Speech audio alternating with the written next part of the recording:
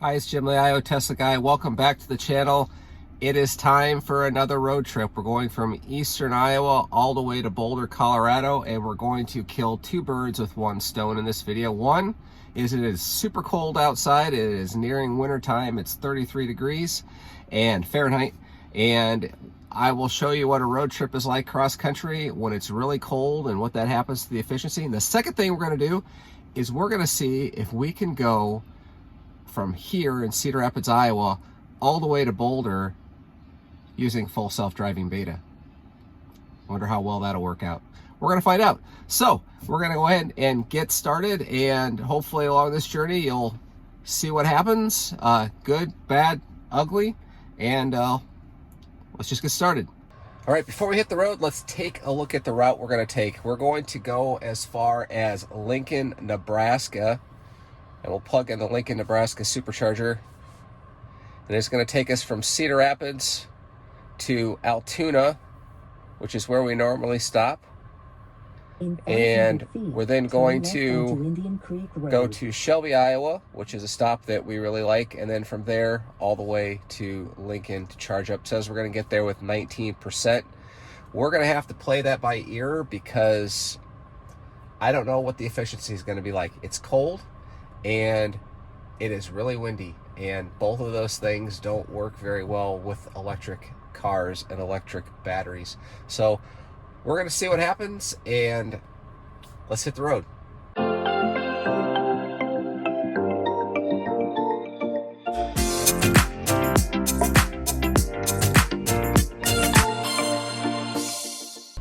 All right, we are turning on FSD and we are going.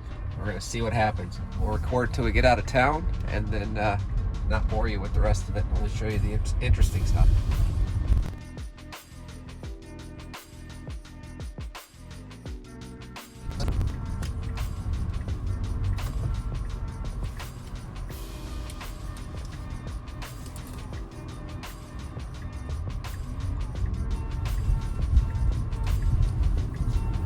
Okay.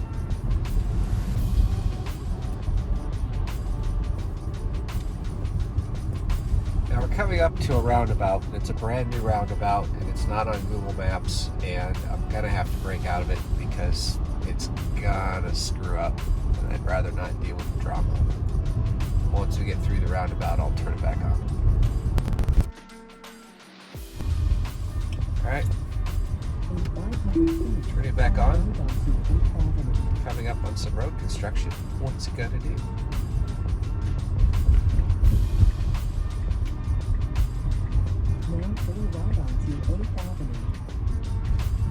See all the cones.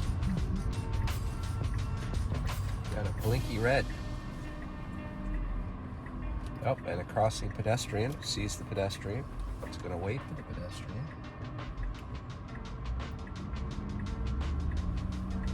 And it goes. We're going to put a big Pepsi truck in front of us.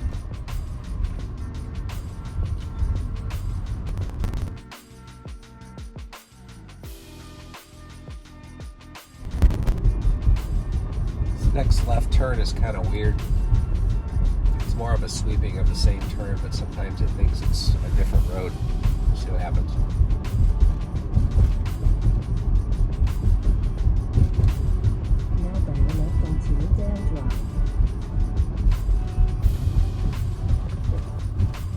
Gas. One at the stop.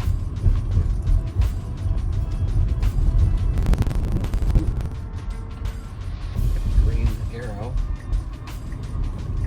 Let's go.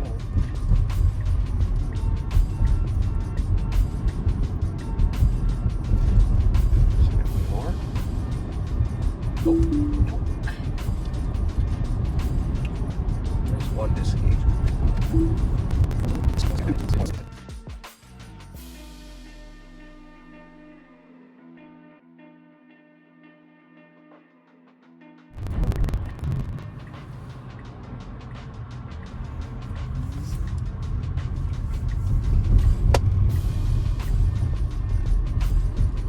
Give it a little gas there, would have hesitated too much.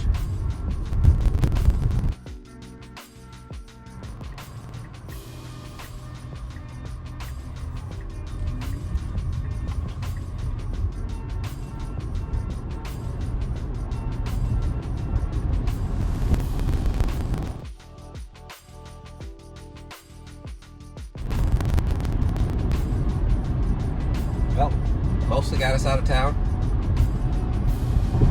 A couple of small issues, but did most of it. Was it perfect? No. Was it choppy? Sometimes. Was it bumpy? Sometimes. It's getting a little better. At this point it should be a little boring, so we'll cut back when something interesting happens. Alright, we have our first full self-driving problem. We're heading west across Iowa on Highway 30, not the interstate, and most of it is 4-lane road, and for the most part Autopilot's working great. Until we got to a section of the road that is 2-lane, and it's about a 25-30 mile section, and it switched back to full self-driving, and it seems to be freaking out. This is FSD 10.4. It's freaking out with cars that are coming in the opposite direction, and it's braking hard. So I said, okay, no more of that. So I just put it on traffic aware cruise control, and it's doing the same thing. Just kind of freaking out. Not as much, but still some. All right, we've made our way across Iowa, getting ready to get off of Highway 30 and making a diagonal route down to Altoona, which is in the Des Moines area. Our efficiency so far has been horrible. It's been 400, and it's been preconditioning the battery ever since we left the Cedar Rapids area well over an hour ago. So that's attributing to a lot of the lower efficiency. But we're getting ready to get off the highway here, and it should be kicking over to full self-driving, and we will see what happens here. I got an unprotected left with a median and cross traffic. It doesn't stop. I'm expecting I'm gonna have to take over.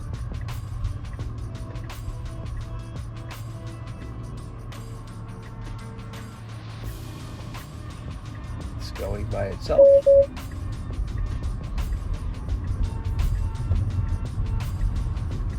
And I didn't do anything other than that was abrupt, but I didn't do anything with the gas pedal, so that, I guess, is good. All right, we're heading into our first supercharger. It's been preconditioned the whole time. Our efficiency got slightly better. We have switched back to full self-driving. We're going to be making a left turn up here in about a mile. So, and it's kind of a weird quick left, quick right, and I'm not sure how well it'll work. Then it should be a straight shot into the supercharger. See how close it gets us to the supercharger, and I'm kind of interested to see if the new auto park will actually help us pull into a supercharger. Let's see what happens. That was me. All right, let's get over. A little rough. Slow down.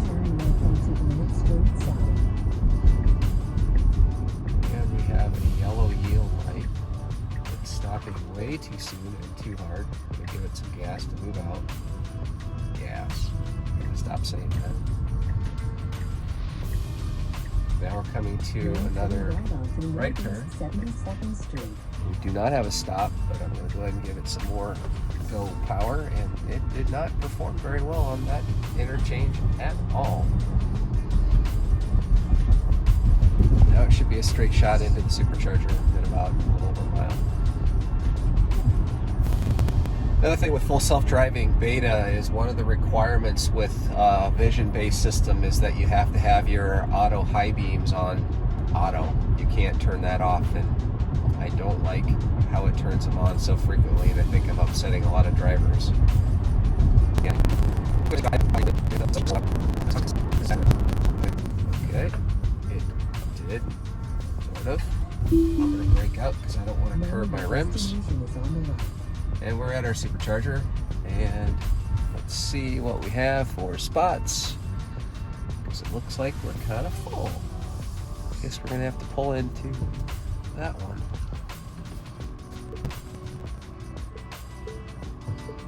No auto park was not an option. So let's see where we're at. We had 120 miles and consumed 385 watt hours per mile. That's a lot, but that's what happens when it's cold. It's 31 degrees Fahrenheit out. So let's get plugged in and get on our way. All right, first supercharger fail. weird errors here at Altoona, and so we're going to go to the other side of town at Des Moines and plug in over there. Those seem to be a little more reliable. A lot of people complain about this particular supercharger being down a lot, so it seems to be having issues. So we're going to head over. We are done at West Des Moines Supercharger. This one worked fine. Used the restroom, and now we are going to get back out on the road and use full self-driving to get us there.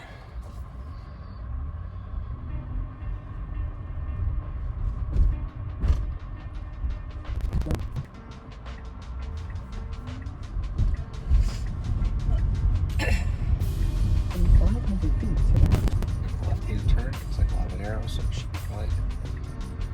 Let's get pretty good at these left turn arrows.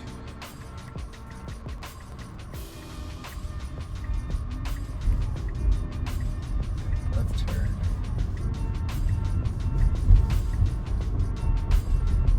Almost relatively smooth. Lane change. We are almost to Shelby, Iowa. That last stretch was pretty uneventful. Getting ready to get off on the interchange right now. It's right off the exit to the supercharger. See what happens here when it gets off. Still slowing down quite a bit before actually getting off the interstate. Now you see we've switched to full self-driving, and it's coming in rather gingerly to this stop.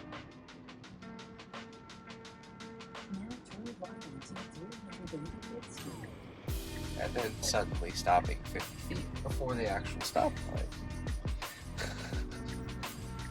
So there's that. Now let's inch up, and then let's go. Okay, stop being dumb. And here's the supercharger on the left here, and it says it's going to pull in to make the left turn. And it says it's going to turn left, and it is turning left. And it doesn't know where to turn left. So we're here.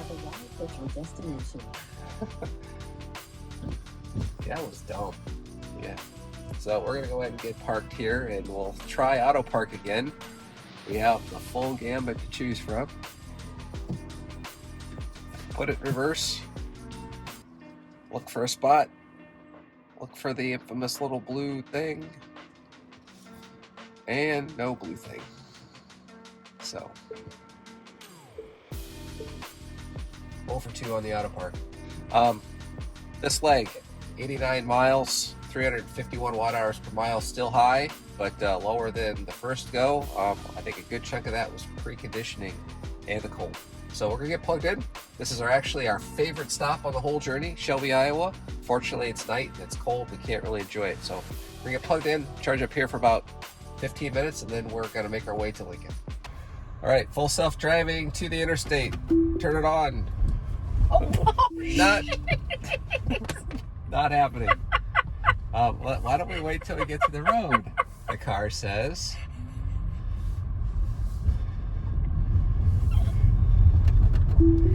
Okay, that was a bit of a fail. Where are you going? That was a bit of a fail. Let's turn it back on. So looking over here is a whole bunch of stop traffic, and the car was telling me to get off, and I'm like, it's screwing up, it's telling me to do something wrong. And as it turns out, points to Tesla for saying there is trouble up ahead, you need to get off and go around all of this. So we ended up getting off just in time, and holy cow.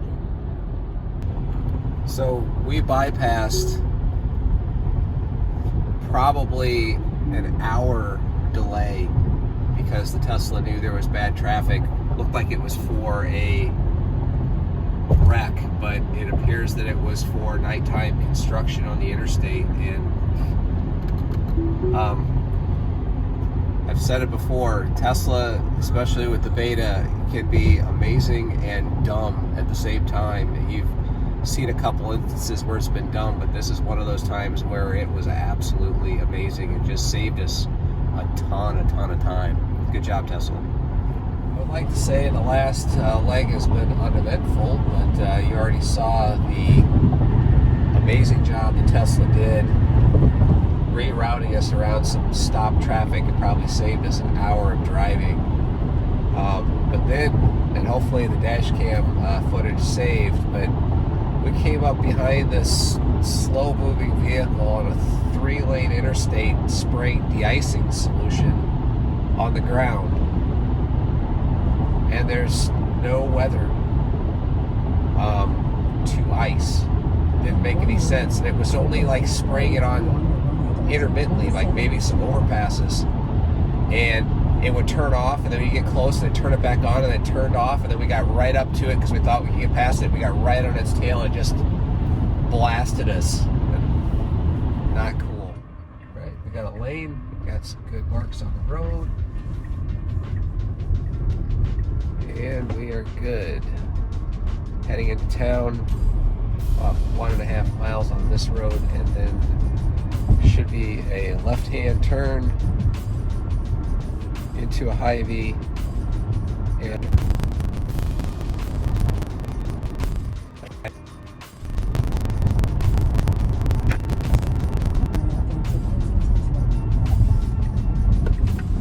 that was a bit of a hard stop.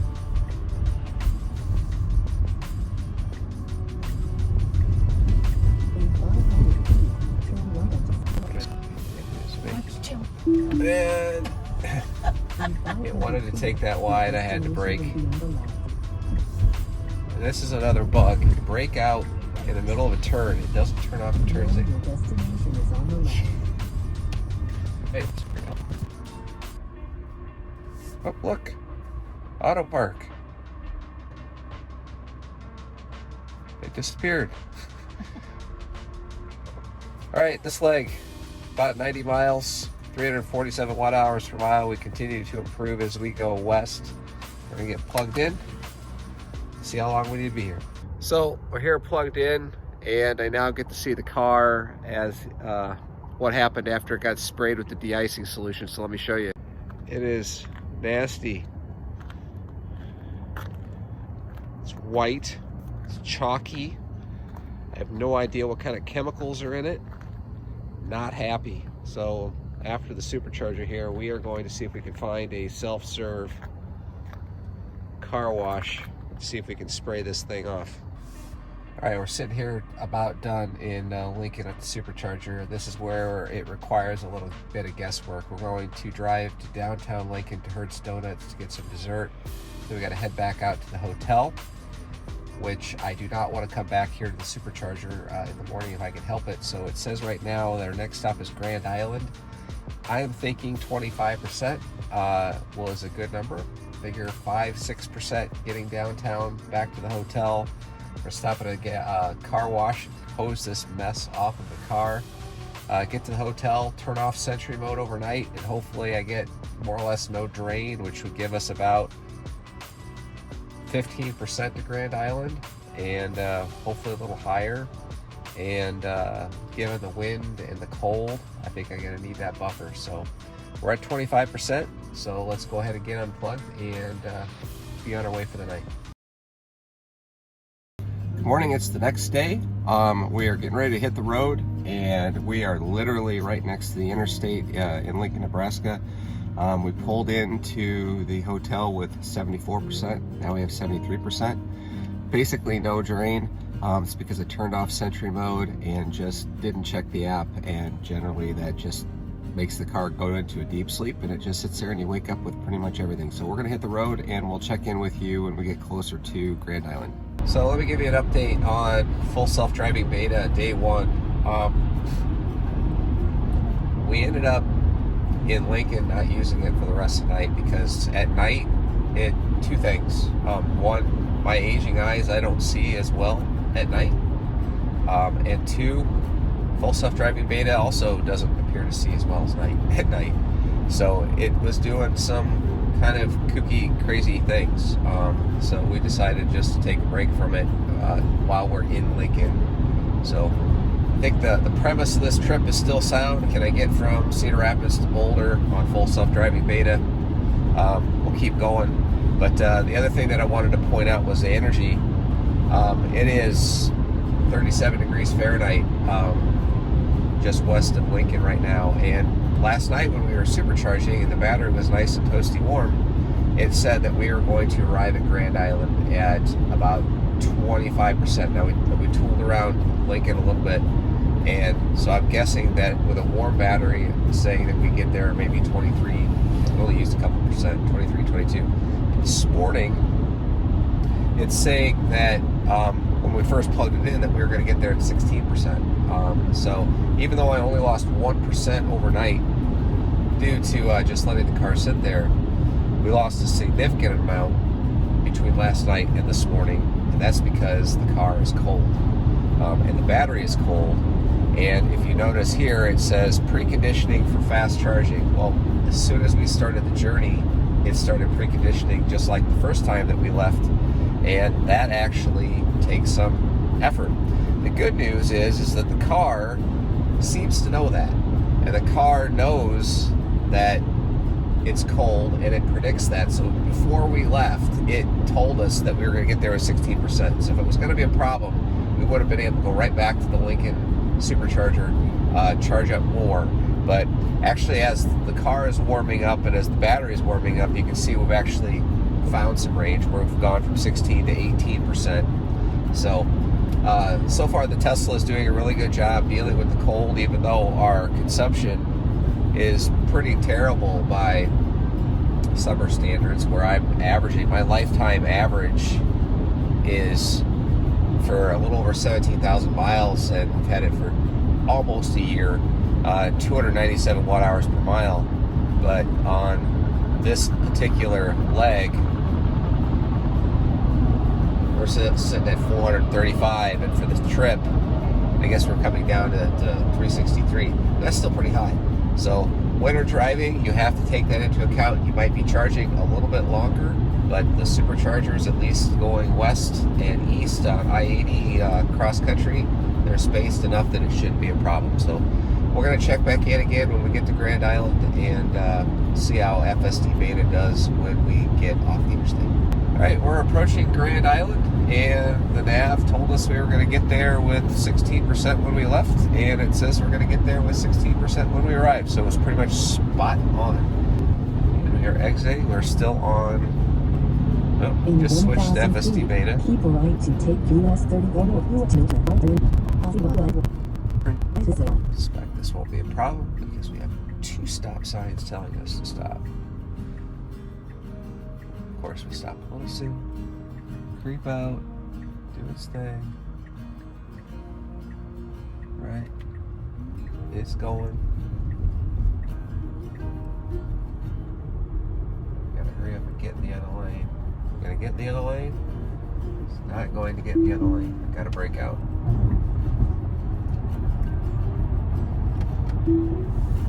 FSD fail. In 1,000 feet, turn left onto Westwood River Road. Gotta break out because this guy's also slowing down to the same rate we are.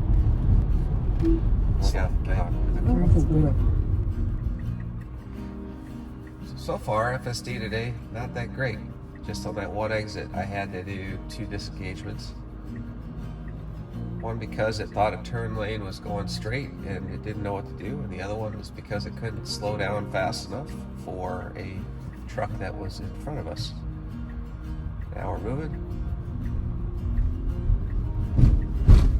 Divided highway here, hesitating. Now turn left onto Bosselman Avenue. And then it decides to floor it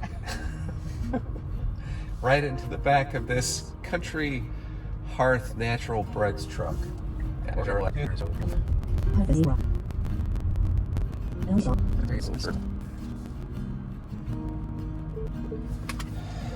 All right, 16%. So we're gonna get to 16% and 90 miles on this leg.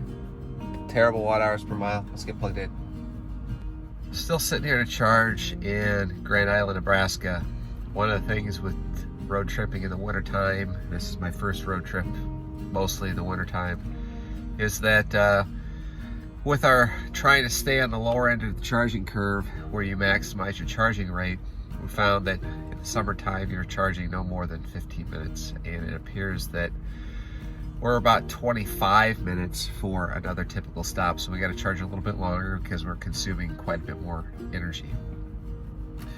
Also, I have a full level 5 autonomous driving for this next leg.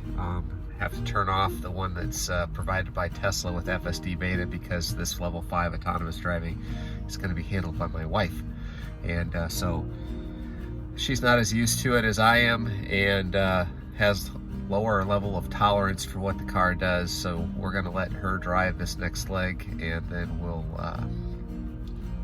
see what happens when we get to the next place. All right, we made it to Gothenburg. Wife made the journey. I took the passenger seat, and we got 102 miles on this leg and 398 watt hours per mile. Still cold, 41 degrees as we're sitting here. Pulled in at 15%, said we'd get here with 20, so we lost some range along the way. It says we got to charge up for 20 minutes before we can make it down the road, which is about another 5 to 10 minutes longer than we would normally charge in the summertime. So we're gonna sit around here and use the restroom and stretch our legs, and then we'll be on the road. Okay, we made it to Ogallala. The spouse drove this leg as well. I'll be taking over, so we'll be kicking in full self-driving again. This run was a little better. We're at 51 degrees outside, so it is warming up, and our efficiency is showing it. We're at 355 watt hours per mile, about 87 miles on this leg. We're gonna get plugged in. It's gonna be a little while. We're gonna grab some lunch because the stop between here and the next supercharger in Colorado, which is Brush, which is basically Fort Morgan, is a little further away, and given the cold and the distance, we're probably going to be here a little bit longer. I'm estimating about 25-30 minutes, and then we'll get on the road. All right, we're done charging in Ogallala, and we've got a bit of a development. We were supposed to charge to go to Brush, Colorado, which is Fort Morgan, and then on to Boulder. Then I noticed my car rerouted, and let's take a look here at the superchargers. And it says here, Brush, reduced service. So it appears to be down. That's a problem. So it's going to take us over here to a Sydney charger, and then I guess we're going to have to charge some more and see what happens. So we're going to head in that direction, and before we actually have to split off here, we are going to see what the status is of that supercharger and then figure it out as we go. So not the best, but we don't really have a choice, so we're gonna head down. All right, we are approaching Sidney, Nebraska. Never been here before. We normally go to Brush. According to the computer, it is still down and out of service. So we're gonna get settled in, plugged in, and try and figure out our strategy for getting to Boulder in the best possible, shortest amount of time. Turn right onto Upland Parkway. One of the things that came out in an update a couple months ago is that I was always taught when driving that when you get off the interstate, you stay at full speed until you get on the ramp, and then you slow down. But this car, especially when the speed limits are 75, turn right onto Upland Parkway. especially when the speeds are 75, it slows down like 15 miles an hour before you actually get to the exit. And I think that's a safety issue, but that's my opinion. All right, what's gonna happen here?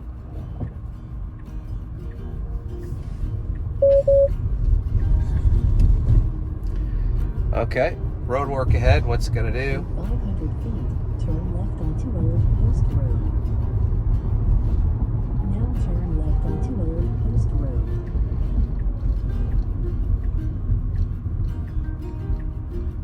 I assume that this will work okay. We've got a divided road, which it seems to be scared of. And we are going. That actually was nearly human. Now turn left onto Andrew Drive. And it looks like our superchargers are down near a hotel. I would have gone. I'm gonna break out because it's being stupid. Wait, not sure. That's not stuff.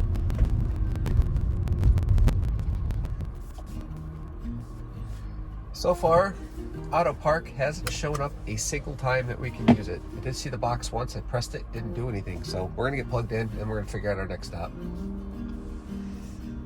Okay, so let's figure out what we're gonna do. So what it wants us to do is it wants to sit here for 35 minutes so we can make it all the way to Boulder. And I don't think that that's the best move because it's gonna get us fairly high on the charging curve, which is gonna be slower charging.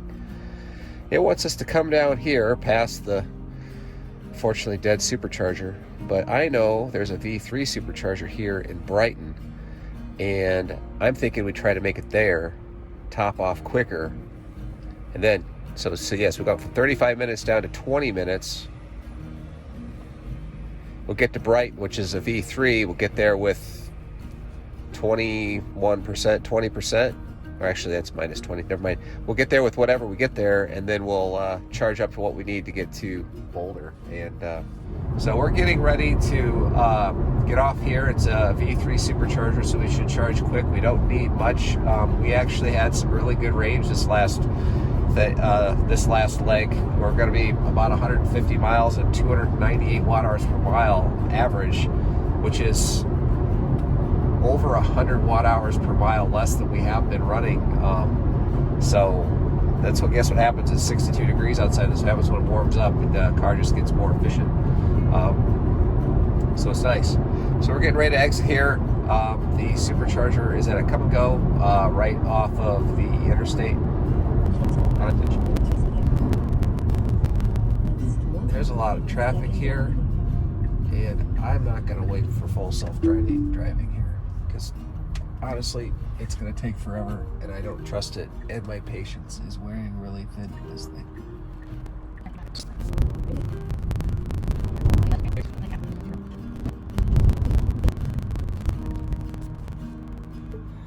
Well, folks, we are nearing the end of our Iowa to Colorado journey. Getting ready to pull into the hotel. This leg only 33 miles, but watt-hours per mile is 236, which is significantly lower than our overall average. Total trip 860 miles, 354 watt-hours per mile average, which is pretty high. All right, so that's the trip. I'll wrap it up with my conclusions on how FSD worked, how winter driving worked when I have a little bit more light, so catch you in a second. All right, the trip is over.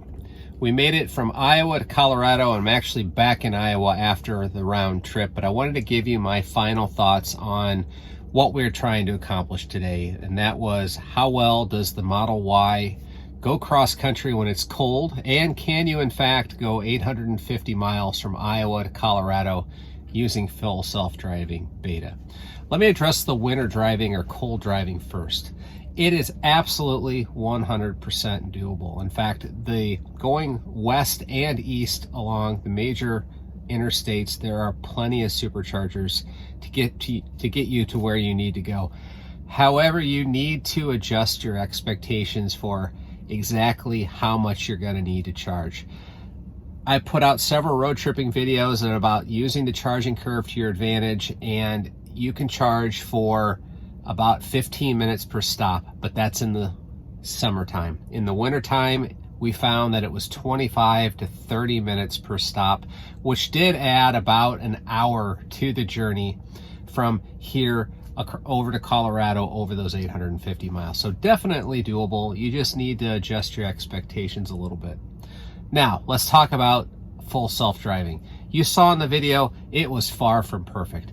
Could it have technically taken us from point A to point B? No, it can't get you to the actual endpoints of the superchargers. It can't get you to the exact destinations, but it can do general driving in town. But my feeling is it wasn't worth it. Autopilot on the interstate works so well with a big asterisk that I'll get to here in a second. that you're spending the bulk of your time on the interstate, and by the time you get off the road, driving manually is not that big of a deal. In fact, it's actually a nice change of pace. And trying to deal with the idiosyncrasies of full self-driving, especially as you're driving 15 hours in a day, it wears on you, and you just don't tolerate its weirdness. And even though what it does is amazing, most of the time when it's not, it gets really annoying really fast. So yes, you can go 850 miles using full self-driving. Would I want to do it? No, because on the way back, I didn't use it nearly as much. And the big asterisk for interstate driving, where I said it works so well, when I got full self-driving beta, it turned the radar off of my car. I have an old enough car that I have a radar, and the highway speed phantom braking is absolutely annoying right now, to the point that it is nearly unsafe at times, where you just randomly, it will get scared of its own shadow and just slam on the brakes and upset everybody in the car, and you don't know when it's going to come. So you're basically never relaxed when you're on the interstate, because you don't know when the next hard break is going to happen. I hope they fix that quickly. So hopefully you enjoyed this video. If you did, hit that like button. Even better, hit that subscribe button. And until the next video, until the next road trip, until the next review, safe driving.